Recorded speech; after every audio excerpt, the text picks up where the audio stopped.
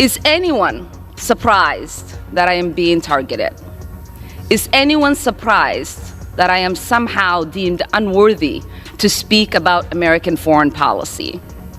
Or that they see me as a powerful voice that needs to be silenced? Frankly, it is expected, because when you push power, power pushes back. And to use that logic, well, then all those people should have just said sorry and we'd move on, right? But no, we don't do that. And let me tell you, I take a little bit of offense to what the hell is wrong with me. I'll tell you, there's nothing wrong with me.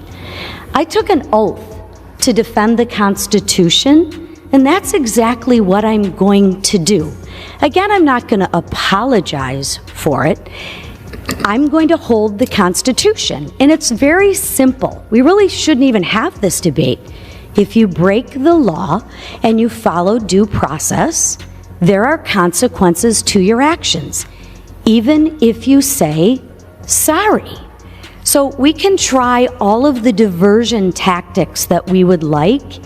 It doesn't change the fact that someone broke the law and that someone should be held accountable.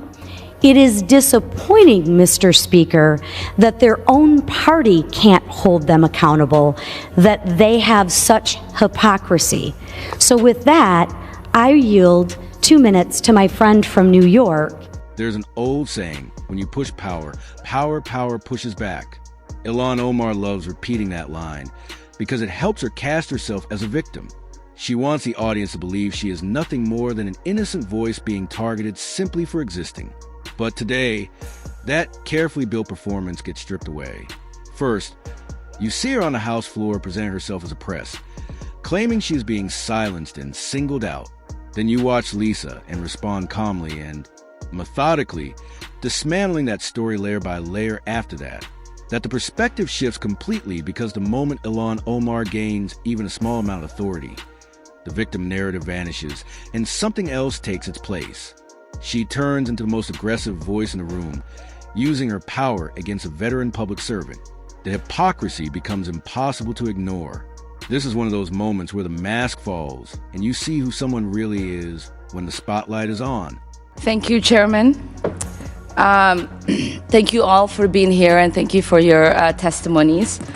Mr. Adams, in 1991, you pleaded guilty to 2 counts of withholding information from Congress regarding your involvement in the Iran-Contra affair, for which you were later pardoned by President George H.W. Bush.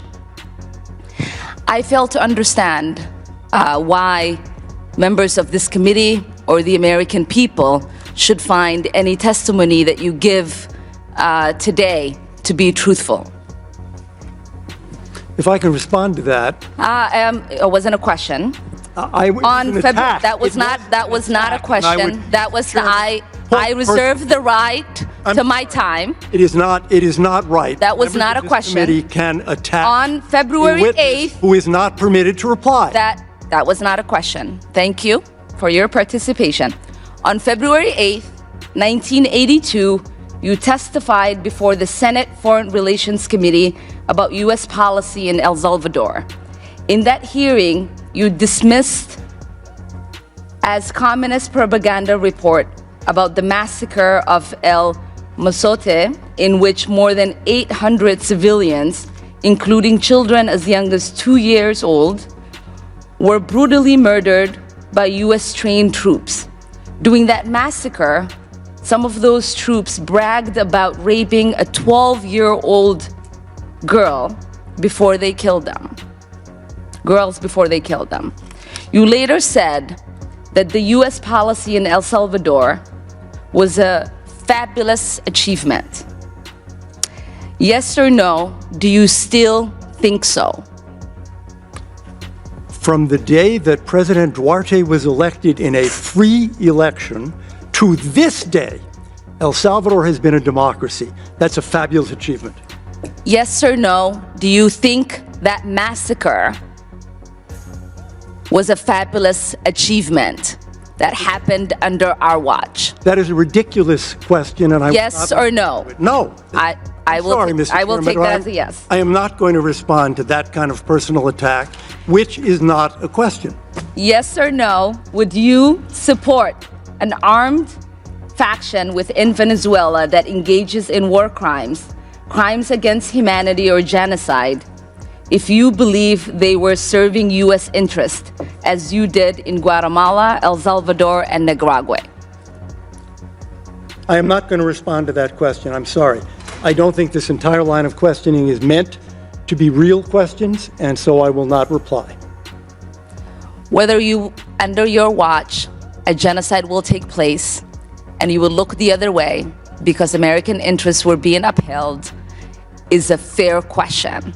Because the American people want to know that anytime we engage a country, that we think about what our actions could be and how we believe our values are being furthered. That is my question. Will you make sure that human rights are not violated and that we uphold international and human rights? I suppose there is a question in there, and the answer is that the entire thrust of American policy in Venezuela is to support the Venezuelan people's effort to restore democracy to their country. That's our policy. I don't think anybody disputes that. The question I had for you is that does the interest of the United States include protecting human rights and include protecting people against genocide? That is always the position of the United States. Now, let us rewind to the opening scene. Ilhan Omar asks if anyone is surprised that she is being targeted, delivering a line with disbelief and emotion, as if the world is unfairly attacking her. But the reality is no one is shocked, and not for the reason she claims. It is not because she is bold or threatening. It is because she consistently avoids accountability for a long history of controversies instead of addressing why she was removed from the committee, her past rhetoric, or the repeated backlash tied directly to her own statements. She hides behind identity politics and calls it persecution. It is deflection at its purest. And that is exactly why Lisa M. in response lands with such force. It is control, clear, and devastating without ever raising her voice. Now, keep that image of Ilhan Omar claiming she is being silenced in mind, because moments later collapses completely when she takes control of hearing involving Elliott Abrams. What follows is not a serious policy discussion, but a performance. She immediately digs up events from 1991 tied to Iran-Contra issues that Elliott Abrams was already pardoned for by George H.W. Bush decades ago.